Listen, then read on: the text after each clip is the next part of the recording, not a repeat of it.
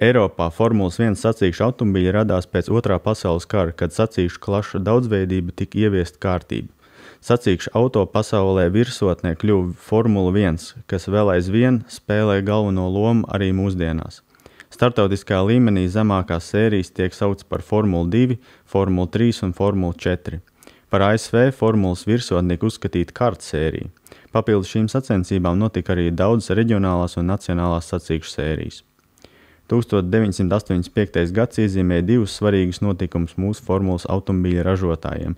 Tallinas autoremonta rūpnīca Tark tika saražots 1000. formulas automobīlis, un rūpnīcas pasaulē izvirzījās 2. vietā formulas automobīļa ražošanā. Lola no Lielbritānijas bija 1. vietā, taču šķita, ka tas ir tikai laika jautājums, kad Igaunijas ražotājs kļūs par pasaulē lielāko formulas rūpnīcu.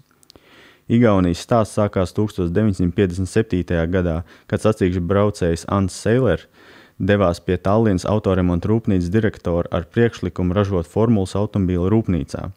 Šis priekšlikums tika akceptēts, un 1958. gada rudenī bija gatavs auto, kas tika nosaukts par Estonia 1.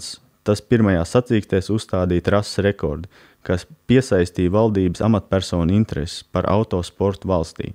Šie notikumi sāka stimulēt ražošanas uzsākšanu. Igaunijas automobīļa ražošana sākās padomju Igaunijā PSRS sastāvā un turpinājās arī neatkarīgās Igaunijas republikā.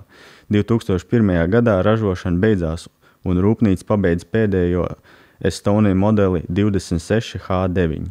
Aiz muguras bija 44 gadi, kopumā 1331 automobīlis, 26 modeļi un 40 modifikācijas.